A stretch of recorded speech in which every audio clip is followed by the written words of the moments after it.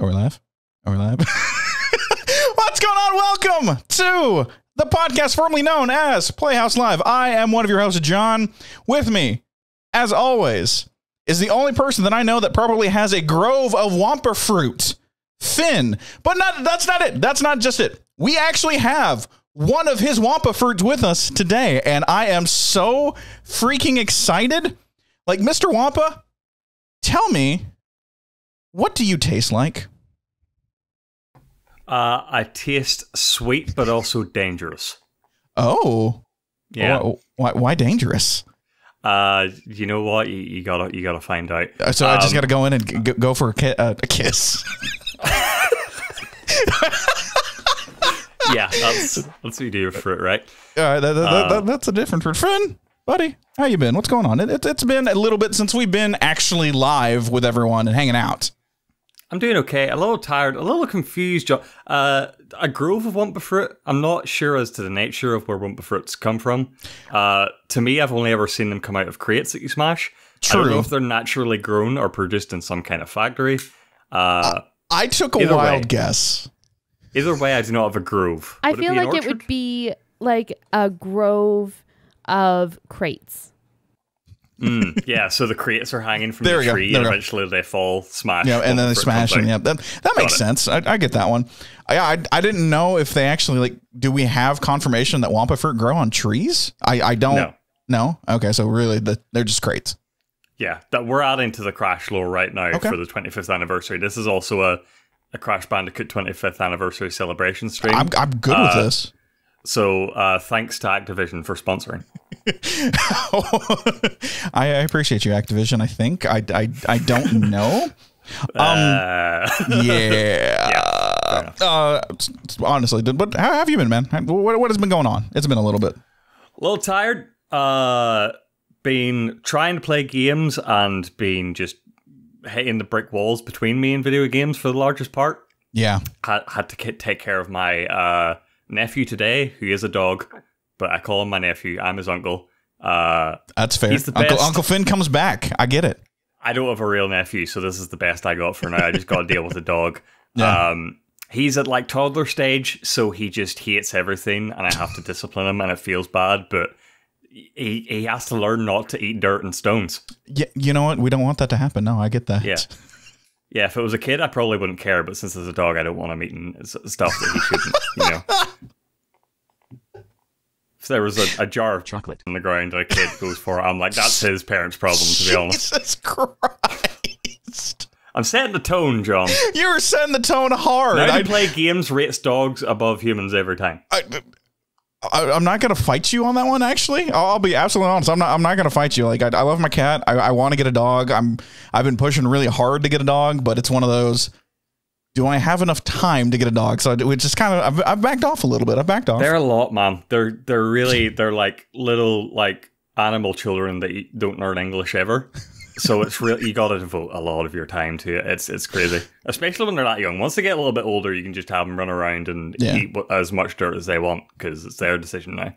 Their decision. They're going to throw up in the backyard anyway. It's not a big deal. Oh my god! I really came out of the gate swinging. You can tell I'm tired. Yeah, I can 100% tell you're tired. I was not prepared for they're above kids. I agree with that one, but more just everything else kind of got there, and I'm like, oh. Okay, how to transition out of this? I don't. This is what happens when I don't get to play video games. Yes. If I don't get to unleash this rage in Hades, it gets taken out on human children. So we've confirmed today that kids, parents, keep your kids away from Finn. Yeah. Finn will wreck your kids on Call of Duty, Fortnite. What up, gamers? Yeah. Big time. All right, let's mellow it back a little bit before Finn throws something crazy at all of us. And real fast, we have to talk about something so strange we didn't even know where to put it in the podcast. Jake from State Farm is in NBA 2K22. Yeah. I didn't even know this. You and I were talking about right before the stream, and we were talking. I'm like, okay, we just have to put that in there. And it literally is. NBA 2K22 has released yesterday across PS5, PS4, Series X, and Xbox One. Like previous NBA 2K games, 2K22 features The City, a large online open world mode that lets players walk around, play basketball, shop in stores, and I guess hang out with Jake from State Farm. I'm pulling this from Kotaku, and I'm like, I didn't even know this was a thing, but yes, State Farm and 2K with all their just microtransactions, shoving ads at you, decided that, you know what, we can take this one step further and digitally put Jake from State Farm into the game. And I think it's hilarious because you just told us, Finn, you don't have State Farm in Ireland. It's the stupid showmanship of American advertising that we don't have State Farm over here. I barely know what State Farm does. I think it's insurance. It's insurance, yes. Yeah, but I know who Jake from State Farm is. I knew exactly who he was as soon as I saw this clip scrolling through my Twitter timeline. It's hilarious and terrifying. It's one of those things where sports games in particular are on the forefront of advertising in games because you want it to be authentic to the sport, and that also means like if you want it to be authentic to like sports you're watching TV, there's going to be ads all over the place on the banners in between the plays and whatnot. And so now this is just an extra step where they have this like free roam mode where you just meet this guy, I guess. I'm gonna go get some Wampa fruit, and I run into Jake from State Farm when I'm coming out of the grocery store, and he just sits there and goes, "Hey, you know, I can get you good insurance for your car, truck, SUV." Does State Farm do like life insurance? I actually don't remember. I don't think so. I think they're just car and insurance. No, they have a little bit of everything. Okay, so you can get an umbrella policy. I only know how to talk about this because I used to work in insurance for a little bit, to cover everything, including pet insurance, which Finn will need for his nephew. Yeah. It's one of those things, John, where it's like, I think this counts. We should probably do a segment on it someday in this podcast about the metaverse and what it's becoming, because it provides cool stuff like the Radiohead stuff we saw on Thursday's PlayStation Showcase, but it also gives you advertising that talks to you in your NBA games. Yeah. So it's like a double-edged sword. I don't know how to feel about this. It creeps me out, but it's fine.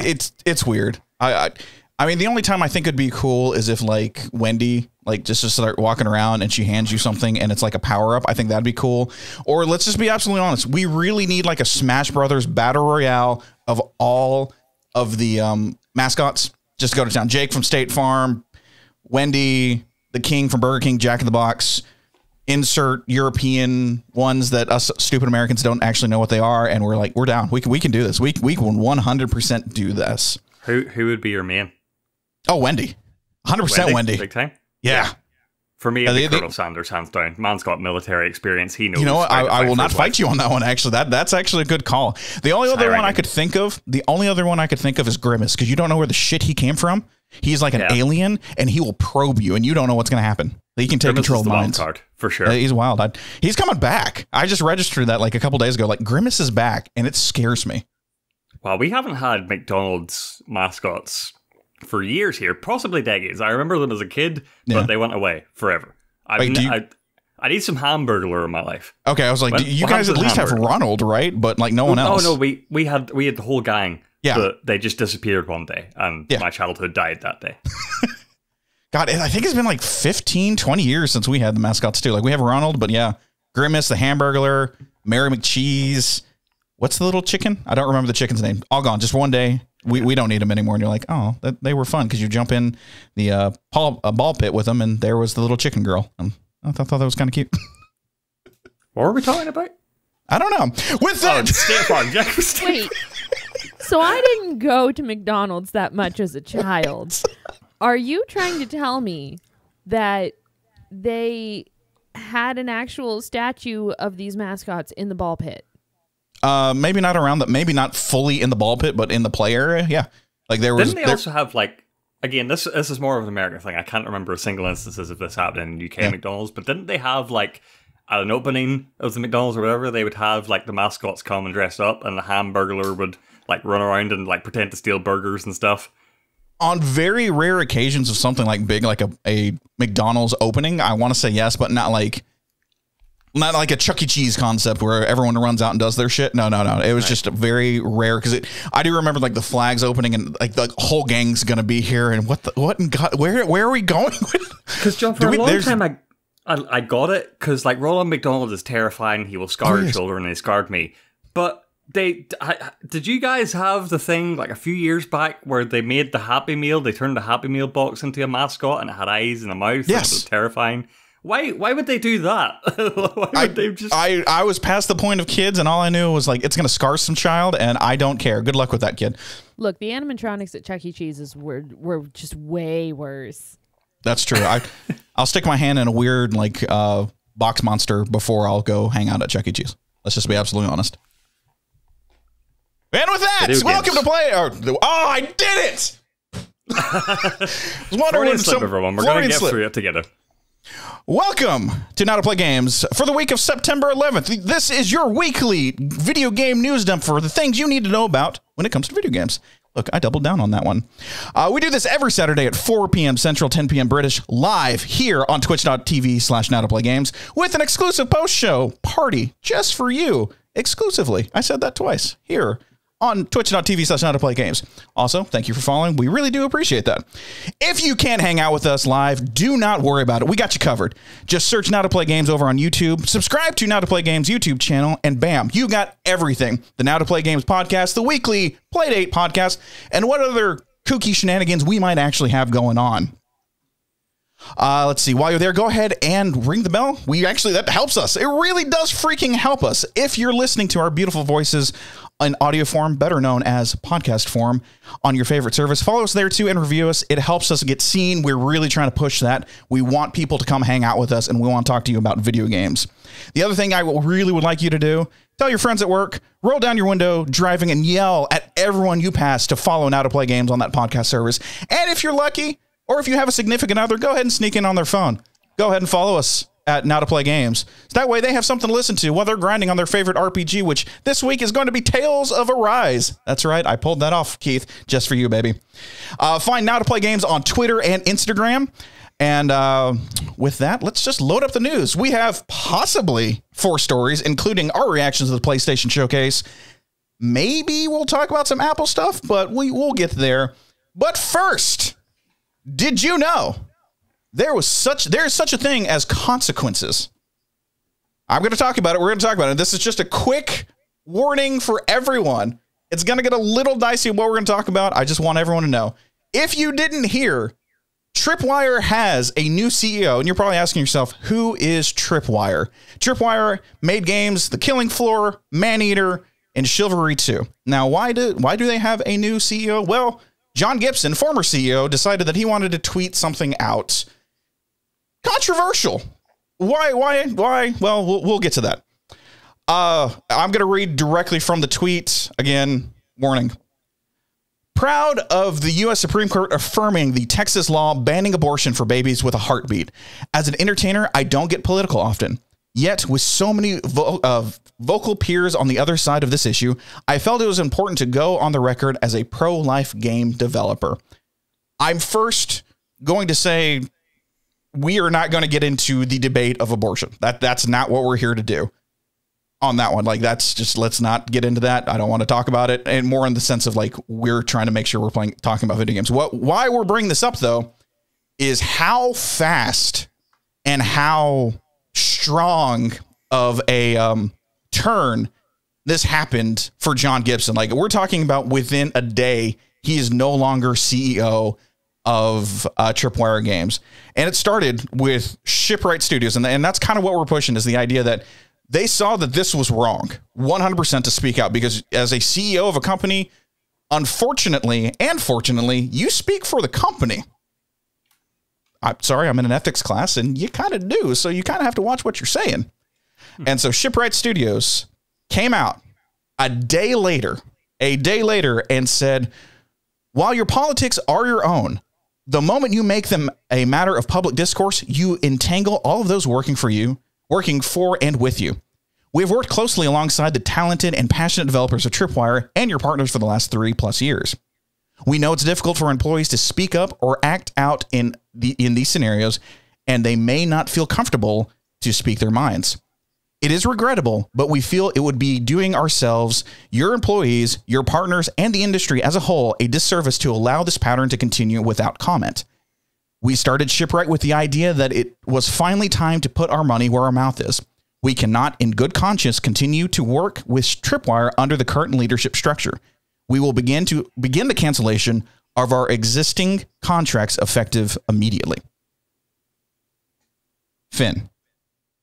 Fantastic. When that happened, well, just your full-on quick take of when Shipwright Studios just was like, no, we're done. We're not going to have this. What was your first like? Yeah, no. So I tweeted a little bit about it. I think it's a fantastically written statement and emphasizes, what Shipwright Studios is all about. It's difficult because like this isn't my country, so I'm not going to try to speak too heavily on the politics here. And again, this is a video game podcast we're covering here, but as like a CEO of a business, maybe he's right. Maybe you should be able to say what you really feel, but that does have consequences. You don't get to decide what those consequences are. That's in terms of your fan base supporting you and the sort of connections you have in the business world. And Shipwright exercised there right here in a magnificent way, I think.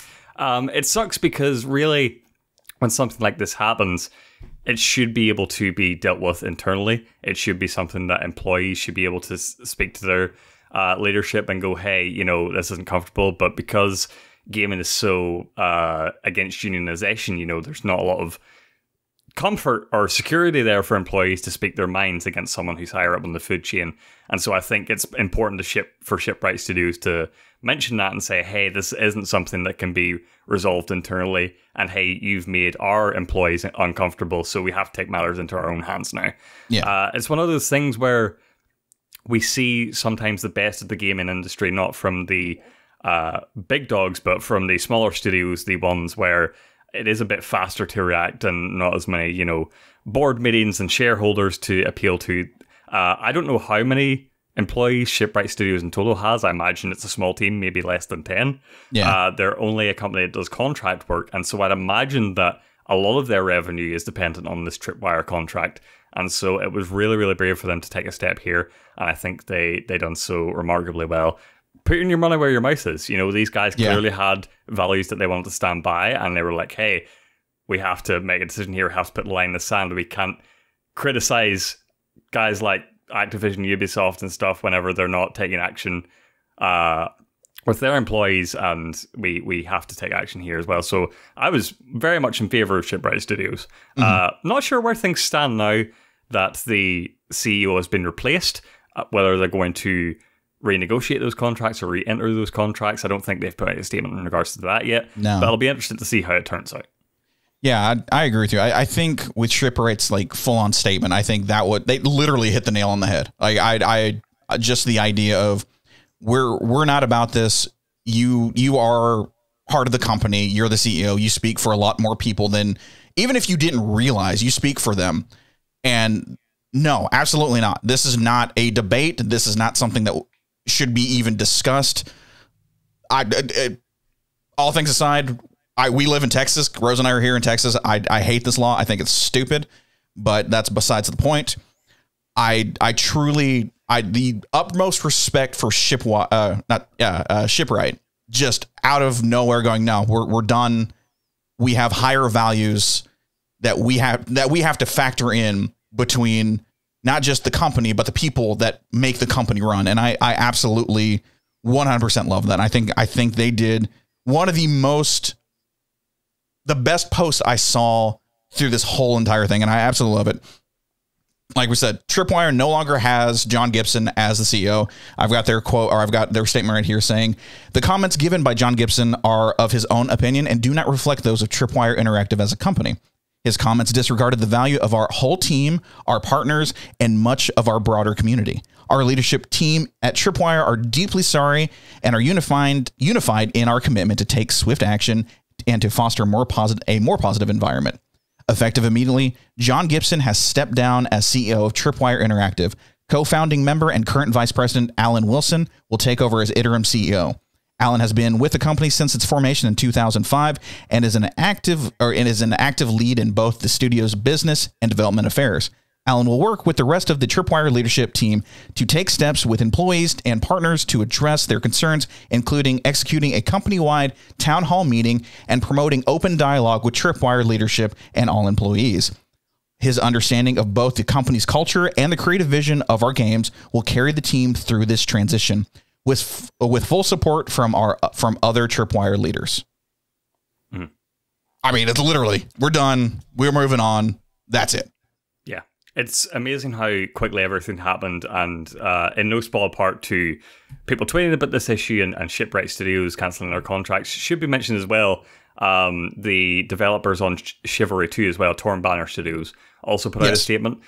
They weren't as strong. They didn't cancel any contracts. It's also like a bit trickier because it's not a contract situation with them as much as it is a publisher-developer situation, and so it's maybe not as clear-cut as just retracting contracts with Tripwire, so I don't know how that all works. But they did also put out a statement saying that this statement from John Gibson didn't match their company values, and they were displeased with it generally. And so, I think when employees can't act up, it's up to leaders, true leaders in the game industry to speak up, leaders of studios and companies that work with these CEOs that, it really just is a great example of how to make change in the game industry when you really want it. I agree. It was great. I absolutely loved it. I thought it was awesome. All right. Yeah.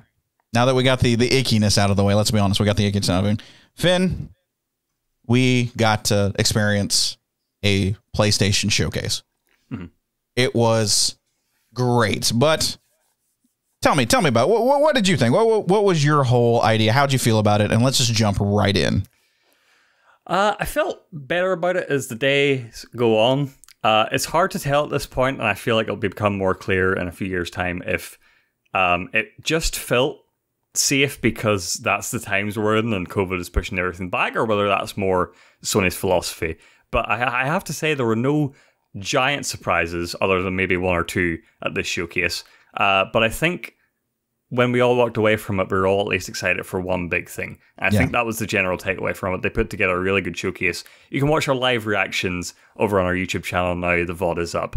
And you can see more of what we thought in the moment there. But I just want to cover a few things that came out since that showcase regarding some of the announcements. First of all, there was a few little updates on God of War Ragnarok, the big headliner for the show. Everyone coming in expecting this. The big story that emerged actually in the PlayStation official post-show, where they interviewed the developers behind God of War Ragnarok, it came out that Eric Williams is the new director behind the God of War sequel, not Cory Barlog, because he is working on other projects. Eric has apparently been with every God of War game, behind every God of War game to date, including the PS2 ones, including 2018, so he has a huge history with the series. And speaking about his new role, he said, "It's always been a tradition here at Santa Monica to change the directors across the games. We've had really good success with that. Cory is the only repeat director, and rightfully so, he's pretty damn good at what he does." Yeah. To which Cory replied, "The important thing for us is to get a fresh perspective each time, but also a fresh pair of legs in the sense that you're really exhausted at the end of finishing one of these things, so you got to con somebody else into doing it like him," which I thought was very cute. You can tell the man is clearly exhausted. Yeah. If you ever watch the documentary, I forget what it's called, that Sony released about the making. Raising Kratos, yes, fantastic documentary. You could tell how much that game took out of him emotionally, mentally. Yeah. And so while I'm excited for what he's doing next, I think this sort of policy from Santa Monica, swapping in key members of the team for every game, is a very smart one. Again, I'm not expecting this to impact the game's quality really in any way. It'll probably improve it, again, because you're getting a fresh set of eyes in there, a fresh pair of legs. There were also a few articles that came out that was talking a little bit about, Eric Williams' personal experience. Obviously, Cory Barlog thought that 2018 was a very personal game to him in his life, and he shared a lot of empathy for Kratos, and I feel like there's a lot of that coming on here. But are you scared at all about the changing of the guard with the sequel? A little bit, to be honest with you. Like you, I was kind of shocked that I thought Cory was actually directing this. And now that he's not, I was a little hesitant, but like you said, like Eric Williams I didn't even know the dude was a part of every single God of War game. So that has kind of like eased my mind and eased my like nervousness of it. And I'm sure Cory Barlog is probably there almost every step of the way, just kind of overseeing everything and making sure everything's okay. So I'm not as nervous now, a couple days removed, than I was at the very beginning when we found out that Cory wasn't directing it. I like the idea, like you. I like the idea of like, oh, all right, let's give it to someone else. Let's change. We know the story, we know the world. Let's change the view of it with a different director and how they're going to go about it. So I'm still excited. It's still probably my most anticipated game of 2022 if it comes out in 2022. So between just listening to those two guys talk, and you can tell Eric Williams kind of does have that passion for Kratos and wants to make it right. I'm actually pretty okay with this change. Yeah, it's been interesting hearing the dialogue on Twitter about everything that's come out of God of War recently. It's not a debate I wanted to get into, really. I didn't include it in the show notes, but the whole dialogue around Thor and his new design spurred up a lot of debate on Twitter about how he looks, how it differs from the likes of the Marvel Cinematic Universe Thor, other depictions of Thor. I love it. Yeah, I really love it too. I love it. Yeah, that's why I didn't want to go into debate, and I really love it. I think it's a depiction of not only like he still comes off as strong and a bit more Viking-esque, but also it fits into the story of this world. He's not supposed to be a glorious, sexy Thor. He's supposed to be a little bit of an arsehole generally. So I'm excited to see what they pull off there. But I was interested in that because that's an example of a brave decision. They could have gone with stupid, sexy Flanders Thor with nice butt and nice abs and stuff. Did you just say stupid, sexy Flanders? Yeah, that's what comes into my mind when I think of MCU Thor, is like stupid, sexy Flanders, because you can't take your eyes off it. You can't hate that Thor if he's like that sexy. You know what I mean? You're gonna feel empathy for him, or you're gonna feel sympathy for him in some regards when Kratos smashes his skull into a cliff. But yeah, it was interesting how like that was an example of a brave decision, and they got flack for it. Yeah. And again, I'm not saying this is real opinions. It's just opinions I see on Twitter. I should probably be on Twitter less. But also, like, people were lining up gameplay from that Ragnarok trailer and lining it up to animations from the God of War 2018 game, and they're like, my look, God, all the animations are the same. It's the same game, copy paste. It's like, you're damned if you do, you're damned if you don't. Yeah. If you try and mimic 2018, you're playing it too safe. If you try and go in a completely different direction, you're a bad director and you're not Cory Barlog. Exactly. You know, so it's like, this guy's gonna get flack for whatever, but I fully support this. The gameplay looked awesome, and I can't wait to dive into Ragnarok. The boy is now a prepubescent teen, and I'm in for it, actually. Another little nugget that is sort of conjecture, but I thought I'd include it anyway. It sounds like there won't be another sequel after this chapter, or at least not in the Norse location. He was speaking, the director Eric Williams, about how the title Ragnarok plays into the game's story. He says you can't call the game God of War Ragnarok and not have Ragnarok happen in the game. So, you know, it's going to happen. And we're going to cap off the Norse series with it. And I think Chris Judge said it better in the announced trailer last year, prepare yourselves. So it seems like they're not trying to stretch this out for a trilogy. It seems like we're sort of climactic because you're going into the literal Norse apocalypse. Do you think this means that this is the end of Kratos as we know him in his current state? Or do you think that they're just going to maybe go back to Greece, maybe go to another mythology? I actually would be completely fine if we just take Kratos after this one, put him on the shelf for 5 years, let Sony Santa Monica either develop a new IP, pick one back up, clean it up, make it to the point of the 2018 God of War, or then down the road, pick Kratos off the shelf and be like, all right, let's dust you off, buddy. Let's go somewhere else and let's get it all figured out. Because I love 2018 God of War. I'm like I said, I'm really excited for this one. I like going against the grain that it's not going to be a trilogy. I absolutely love that we have this story that can be contained, quote unquote, in 2 games, and you're done, and that's it. And I think that storytelling to me is, personally for me, it probably means it leans to me, it tells me that it could be tighter, cleaner, more fluid, instead of like, oh, well, we really got to make it a trilogy, so let's extend this out here. I am all for the tighter story, cleaner, run through it, get it done. and be the emotional journey that it could possibly be, and not having to extend it out because people just want trilogies. Mm-hmm. And PlayStation aren't short of icons, mascots, Exactly. people like Aloy, Nathan Drake, Ellie. You know, they can afford to put someone on a shelf for a few years. And it worked out in Kratos' favor last time, where he was so different in the PS2 days, and people got kind of sick of his character, and after a while they were able to refresh him in a totally new light. And so I'm cool for Kratos coming back like every 10 years and reinventing himself. Guys, it's also I have an idea. Okay. Oh my god, okay. He fits in perfectly with the Egyptian gods. Look at this. Does he really? Well, he kind of does. Yeah. I mean, he'd have to have some sort of animal head, and I hope he takes a bear from North. Oh, that'd be cool. The North I'd be down with lands that. and puts it on his head. That'd be cool.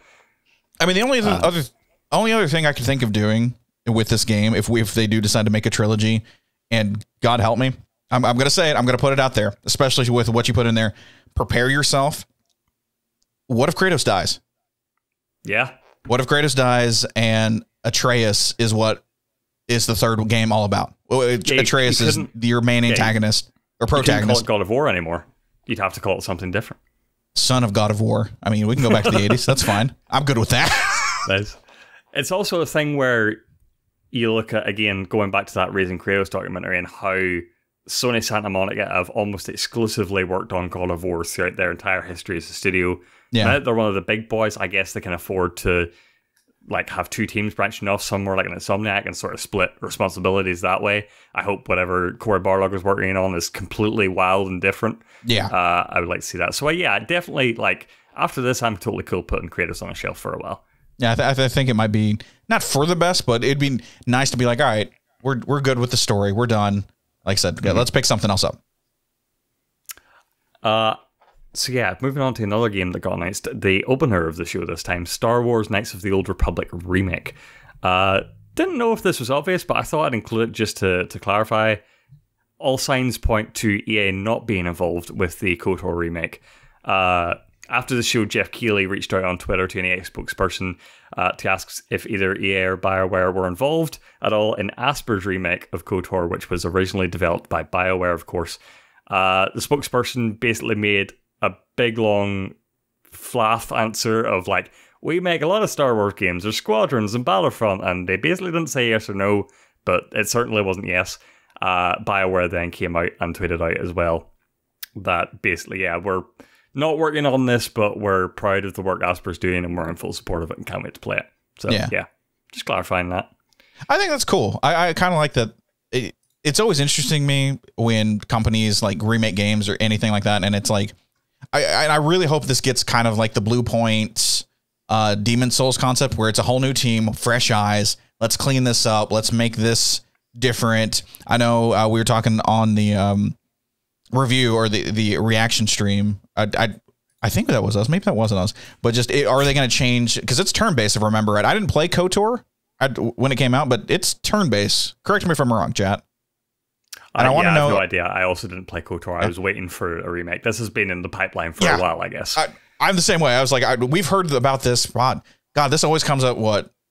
Every other year or something like that KOTOR is getting remade, and it literally got really loud in about the end of 2020, and all this year's like practically every single week I saw something on Twitter going KOTOR remake, KOTOR remake, KOTOR remake, and then finally it actually happened. But yeah, I'm with you. I was waiting for a remake because I don't know if I can actually jump into the old one. I don't know if I want to. I had a friend who was big into trying it, and he just says, yeah, the old one has aged so much at this point that it's really, you're better waiting on the remake. So that's what I'll do. If anyone is confused, by the way, on where this whole sort of thing lies, who is making this KOTOR remake then? It is developed by Asper, the logo we saw on screen during the trailer. They are part of the Embracer Group, which is a giant mega conglomerate of games industry companies comprised of the likes of Gearbox and THQ Nordic. Asper, I believe, are a studio that work mainly on ports, remasters, and in this case, a remake. They are developing the game and publishing it themselves on PC. Sony Interactive Entertainment are publishing the game on PS5, where it is a timed console exclusive. Not certain how long that is yet, but generally, SIE contracts normally last about a year. Yeah. So that would be my guess on that.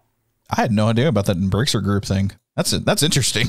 They're huge. They just keep gobbling up studios. But wow. yeah, Man, I want to dig into that and see what that one's about. Yeah, we could do a segment about the Embracer Group. It would be it'd be sort of like doing a thing on Tencent where it would just be like depressing on how capitalist Here's what they own. It's oh my god, they now own Now to Play Games. Who knew? Yeah, they might own us by the end of this podcast. Who knows? Force. You were asking before. KOTOR, the original, was turn-based, and it's very heavily D&D inspired. Okay. Like you fill out a character sheet. One thing that I read online is that the new remake is going to move away from turn-based and be more real-time combat. Ooh, okay. I'm good with that. Yeah. Give it a little Final Fantasy VII Part 1 remake concept. I'd be okay with that. Because I'm sure that was fine for the time, but who really wants to do turn-based lightsaber battles? You know what I mean? Yeah, that doesn't sound fun. I'm going to be absolutely honest. You hit. I hit. I shoot blaster. I hit you. Yeah, no. I would rather just go to town and have fun with it. It appears that chat has become a fan fiction section for the next God of War game, which I'm not sure if I'm here for or not, but I appreciate the routes they're going. They're saying Tyr's going to travel to Native America. I'm all for it. You know what? Go wild, chat. Love it. Do it. Yeah, let's make that happen. Corey, I know you're watching. I know you listen because we love you. Take that and run with it. That's fine. Another game that got talked about during this showcase was Forspoken. John. Forsaken. Forspoken. You'll know the name now because the people who are working on it are pretty big deals. The writer team include Gary Whitta, who is on Rogue One, and regular appearance on Kind of Funny Games Daily, shout out. Amy Hennig, who worked on Uncharted series and also tried to make a few Star Wars games and couldn't because of EA.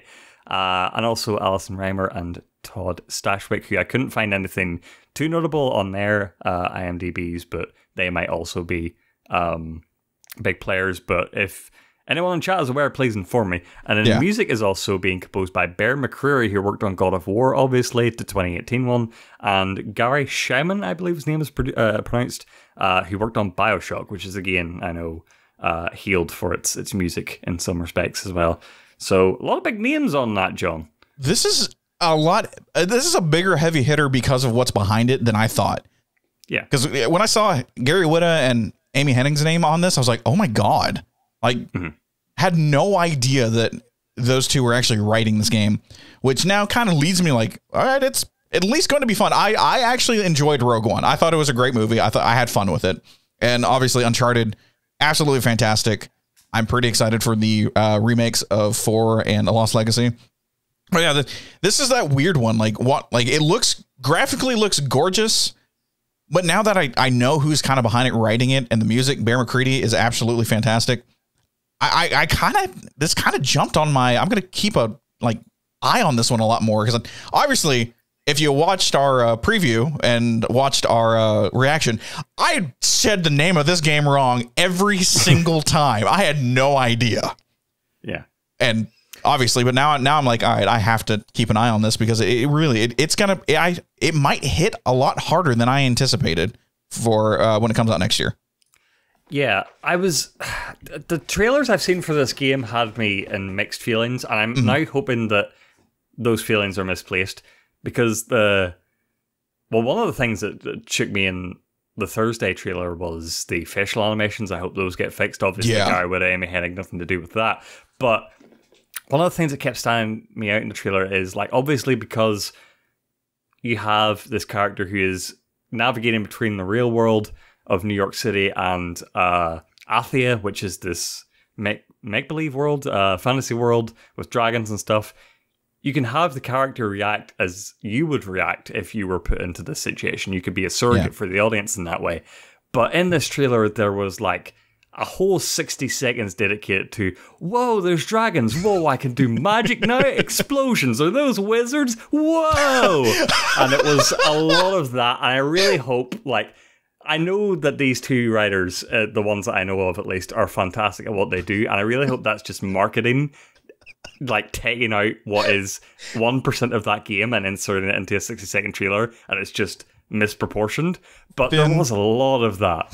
Finn, I want to write a game and produce it and get it all, and I want you to be the person who does the voice acting, and I'm going to write a game just like this. And all I want you to do is just, whoa, dragons! And like, that's all I want you. That's the whole game. Fireballs. Oh my god, I can shoot lightning. Yeah. I thought dragons had wings, but this one has claws. Whoa! We're not in Kansas anymore. I'm surprised that didn't show up in the trailer. Oh God, please let that be. I would love if you just call, like, I'm going to pick up the game. I hope we pick up the game. I want you to play it, and just, if that happens, John, I'm like, yeah, Finn, what's up, man? I quit. I can't do this anymore. Yeah. And just hang up on me. I'm like, okay. It's the same effect with another game that was at this showcase that was Guardians of the Galaxy. And a huge part of what is going to make that game success is the banter between the teams. And like, again, when we saw that game during the summer, I feel like there was a lot of banter and they were leaning into the banter. And I just hope that across the course of 40 to 60 hours, that doesn't get on my nerves too much. Okay, so we didn't put it in the show notes either, but I heard for Guardians of the Galaxy, like what we've seen has been like DMCA free music, and they made it very like 80s rockish, 70s and 80s rockish. And then playing the game itself actually has legit 70s and 80s rock in it. So I think that's kind of cool. And I just wanted to bring that one up because I was like, oh, that's interesting, just to protect like us who do this thing. But I'm with you coming back to your idea of the banter, because I'm going to be honest. Their trailer didn't do anything for me. Like I was in on this game, and that trailer kind of was like, ooh, okay, maybe not.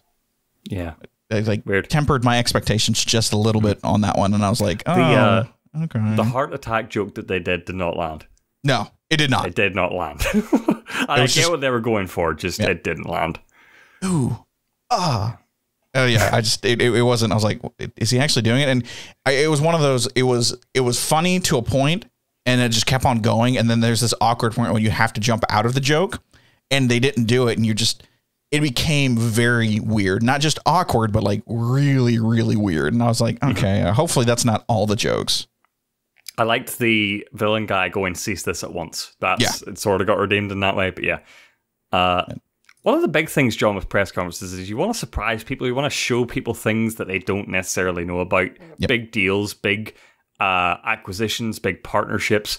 But you also don't want to show something that's too far away. And that's why I have mixed feelings about this next thing that we're going to talk about, which is Insomniac announced that they are working on both Spider-Man 2, that is out in 2023, and Wolverine, which we assume is later down the line. Yeah. I have no idea how to feel about this announcement. Wolverine is fantastic. How did you feel about these two announcements? I don't know. Okay, so my first initial announcement is Insomniac. You're absolutely insane. With you, we have 5 games from Insomniac now that are next gen PlayStation 5. Mm-hmm. Let's be honest. That is insane. I don't know how to feel about that. Hopefully, they will still be that top tier echelon of good games, writing, development, all that stuff. Wolverine completely threw me off guard. Like I was hoping we were going to see something from Insomniac. I didn't expect Wolverine. I've got a quote actually from Insomniac and everything, what's going on with that. It says, Marvel's Wolverine is a standalone game being directed by Brian Horton, the creative director, and Cameron Christian, game director, who recently led the creative efforts for Marvel's Spider-Man Miles Morales, and a game we're extremely proud of at Insomniac. In the vein of Spider-Man games, our goal here is not only to respect the DNA of what makes the character so popular, but also look for opportunities to make it feel fresh and truly reflect the Insomniac spirit. Even though Marvel's Wolverine is very early in development, what I've seen of its emotional narrative and cutting edge gameplay, see what I did there? Cutting edge, nice. The team is already creating something truly special. Being able to build a new original universe with Spider-Man and now Wolverine is such an honor for so many of us at Insomniac Games. A huge thank you to Sony Interactive family for giving us the opportunity to develop these games, Marvel for trusting us with the characters that mean so much to so many people, and of course, our fans for continuing to believe in us. I want to stop right there, and I want to point out what they said about being able to build an original universe with Spider-Man and now Wolverine. Mm-hmm. Big statement. Big freaking statement in the sense of, we'll pull from that. Just they're in the same universe. Insomniac is actually building their own MCU, which I guess Marvel Video Game MVGU. I guess that'll probably be the best way to do it. I for my personal Twitter account, I tweeted out, do we need to start calling it the Marvel Insomniac Video Game Universe? Not knowing they actually said they're in the same universe. I didn't know that when I tweeted that out that morning. And so, like, what does this mean? You assumed it's. I guess it's just like a difference in philosophies, John. And we know that Spider-Man is just fantastic, and the fact that Insomniac made it all the sweeter.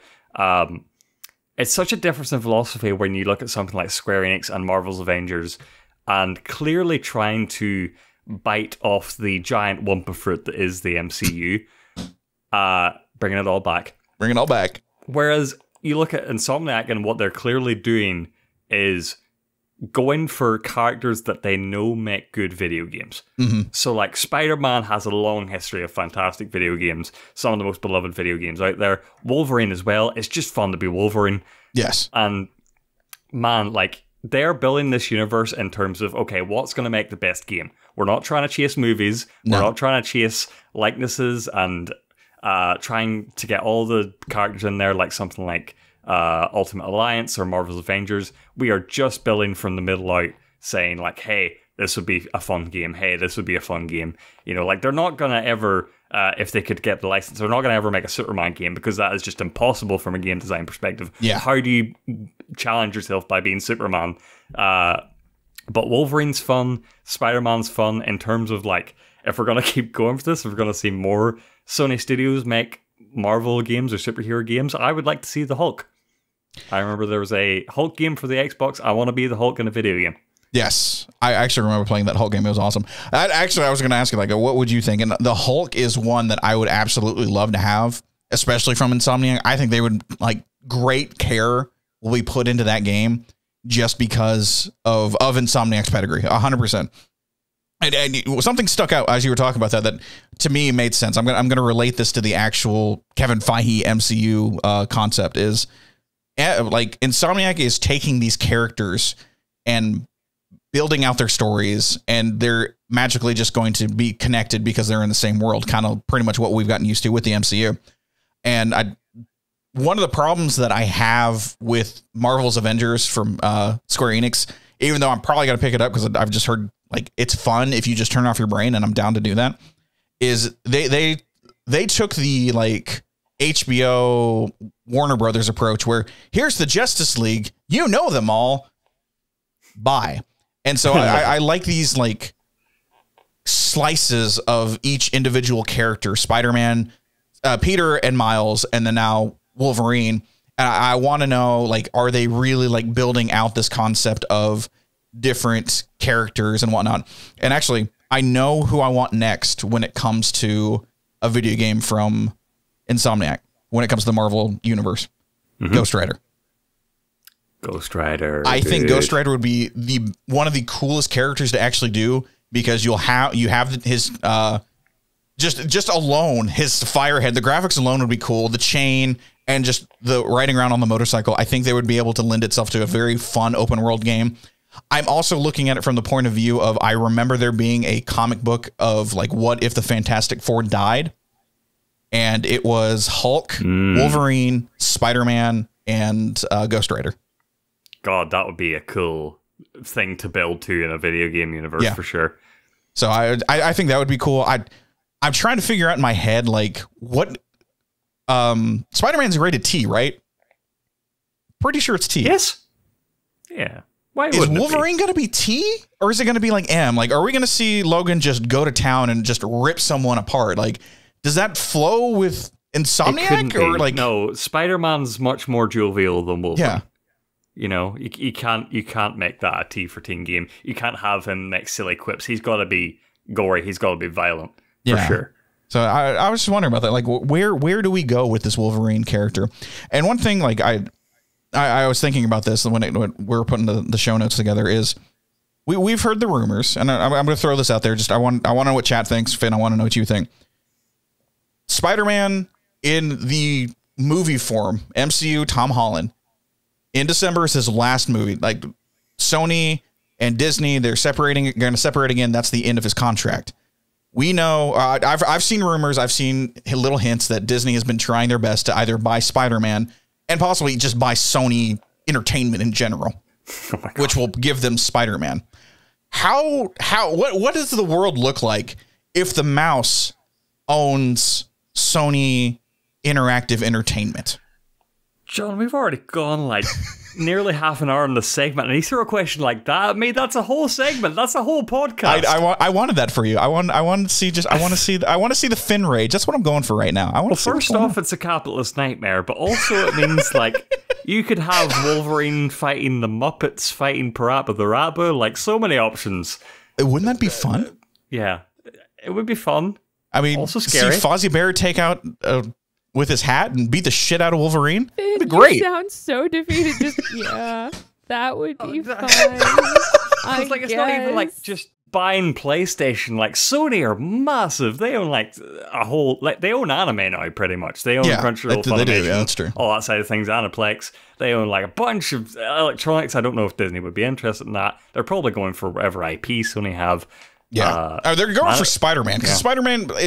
It's Batman, it's Spider-Man. Those are the two most iconic superheroes, period, that people know. And obviously they can't get Batman because it's Warner Brothers, but... Bring me the license to Spider-Man.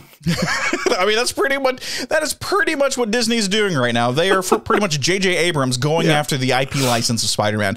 And for all I know, it really probably is just the movie version. Did you mean J.K. Simmons? You said J.J. Abrams. I meant J. Jonah Jameson. Yeah. I met J.K. Simmons trying to say J. Jonah Jameson, and then I talked. You said J.J. Abrams. I said J.J. Abrams. Which he could be going after Sony too. We don't know. We don't know. Like J.J. Abrams, for all we know, he could be. But yeah, I was thinking about that and just the weird reality that could be if how contracts. Obviously I don't know how contracts work or anything like that when it comes to that, but just how Sony owns Spider-Man up and down the IP itself, and if Disney wants it. Do they break up the Sony Interactive Games and the technology side and leave that with Sony, and Disney just grab their entertainment arc, all their entertainment in the sense of like video and movies and crap like that? Man, we can't get sucked down that rabbit hole. No, we cannot. I thought you were going to throw me a softball question. I thought you were like, is the video game Spider-Man going to appear in the Spider-Man movie? I was going to be like, yes, John, that would be a feel-good moment. But no, you decided to throw that at me. That's a whole other podcast. Okay, do you want? I have life with John. He does this. I have a softball. Do you want a softball? I'll give you a softball. Give me a softball so we can go to the segment. Okay, that's okay. Will Wolverine only show up in Marvel's Avengers on the PlayStation 5? Yes. Okay. 100%. 100%. I agree with that. So it's Sony's only. The Sony version of the game only gets Peter. I agree. I think Wolverine is only going to be in that one. Mm-hmm. All right. You know what? Let's end this podcast on a fun, light note that Finn and I can talk about for a little bit, because we're going to skip Apple because that's just everyone lost. That's about it. People are paying millions and billions of dollars and something to do with a button. We'll worry about that later. Young Horses, the developer of Bugsnax. Rose, can you go ahead and give me a Bugsnax real fast, please? Ooh, Bugsnax. Thank you very much. We might get DMCA'd for that. Yeah, we might actually get DMCA'd for that one. I don't know. If Now to Play Games dies on Twitch, you can come hang out with us on streaming on YouTube. We've been here for almost an hour. It was a good run, but we got taken down. We got taken down. We got bought by Disney. I'm here for you, okay? We got bought by You asked for it, I delivered. We got bought by Disney, the Embracer Group, and Tencent all in one go. They shared us. They shared us, and we're all split up now. Disney, I love you guys. John. All right, so Young Horses developer Bugsnax, they're going to a 4-day work week, which mixed feelings on, and we'll explain why, but let me give you a couple quotes. We might as well give people the peace of mind that we can relax doing their own thing on their own time rather than have someone feel guilty about doing it at work. Who is this? I'm sorry. I had this. Tibiyoshi continued, the developer or the CEO. If we're all happy to be at work because we're all well rested, I think we're going to be better off in the long run. The team's production schedule is already set to be expected at 35 hours per week for each full-time person, transitioning to 32 hours a week, which is only a 3-hour loss. And the reason I brought this up is because Finn and I and the whole games industry, we all talk about crunch. And Finn, is this a good thing? Yes. Yes. Thank you for the softball. No, you're welcome. I kind of figured you'd like that. It seems like, again, going back to the story we started out at the top of the podcast, where you're talking about shipwright and you're talking about sometimes the best of the industry coming from the smaller studios, the indie studios, the teams where the leadership is very close to its employees. You see something like this where it's like the head of the studio is going, let's put our money where our mouths are. And it seems like the heads of Young Horses studio, Young Horses, of course. They seem to have already put in place some policies to try and reduce crunch. They mentioned only having a 35-hour work week. That's 7 hours a day. Yeah. They mentioned restructuring down to 32 hours. That's 8 hours a day, but only for 4 days this time. So, yeah, anything to reduce crunch is a good thing in my mind. Better to take steps towards that now. Again, while they're small, and hopefully that ripples out to the larger aspects of the games industry. And ultimately, it makes better games. We took likes of like even some bigger studios, like reportedly, and again, we don't know the insides of how these studios work, but reportedly, Ratchet and Clank had very little crunch with Rift Apart. Psychonauts 2 reportedly had very little crunch, and that game just came out and reviewed really, really well. Bugsnax was fantastic. Yes. Really, really loved that game. It was a smaller scale game, but also had a lot of heart in it, and so I think you can get by with that. Yeah, ultimately, keeping your employees happy works out in a higher quality product. Who knew? It's better for everyone. I did the math too with you at the same time about the 8-hour work days, and I'm like, I do that every single day. Yeah. It's a trend, though. It's a trend. This 4-hour work week is becoming like a bigger thing. I think Microsoft are trying to implement it in Japan or some other facets of their giant multinational corporation. Yeah. But it is becoming a trend. It's a thing, especially with people now transitioning from working from home to in the offices now. They're starting to reevaluate, okay, what's best for working here? How much personal time do I need? Ultimately, this is a great counterbalance story in a industry with seemingly endless stories of crunch. Yeah. And I hope it works out, and that again it ripples out to other studios. Yeah. And just to let everyone know, Young Horses is a fairly small team, so they can't afford to do this one. I'm with Finn. I think if we can get this, if bigger companies can take a hold of this one and run with it, because I'm with you. I think Google's trying, or Microsoft is trying to do this as well. And this isn't you get a 3-day weekend. I did some research and I tried to figure out what they were going to do. And apparently it is going to be a 2-1-2. So it's pretty much you're on the clock Monday and Tuesday, you're off Wednesday, you're working Thursday and Friday, and then you got your weekend, which still actually isn't that bad. But when I used to work 4 10-hour shifts. And I was like Sunday, Tuesday, Thursday, and Friday or something like that. That's what I worked. And so their development team adding an hour to their day, and I'm just like, oh, you're working 32 hours a week and I work 40. I just like, I work about 10 hours a day. So I guess I work about 50 hours a week. I'm like, man, we need to implement this. This would be great. I would love to go back to this kind of work week. I mean, France has been on a 35-hour work week for years. And it works. It really freaking works. Yeah, France hasn't burned to the ground yet from what I've seen. At least not for a while. Yeah, there's other stuff that's going on there. It's France revolutions happening every week. But some kind of strike all the time. Some kind of strike all the time, man. But yeah, from my experience, or at least from stories I hear, like 2-1-2 is a better system anyway. I feel like working 4 days and being off 3 would be... Like, it doesn't really appeal to me, the sort of working really hard and then relaxing really hard. I feel like you need some consistency.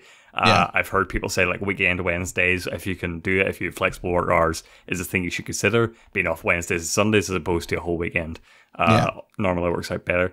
And it's, again, the thing where, you're cutting down the amount of hours you're expected to be in the office, But the problem is, and I would like to know other people's experiences, but for me, I find that if you're in an office 10 hours a day, you're only working like 5, really, like properly working.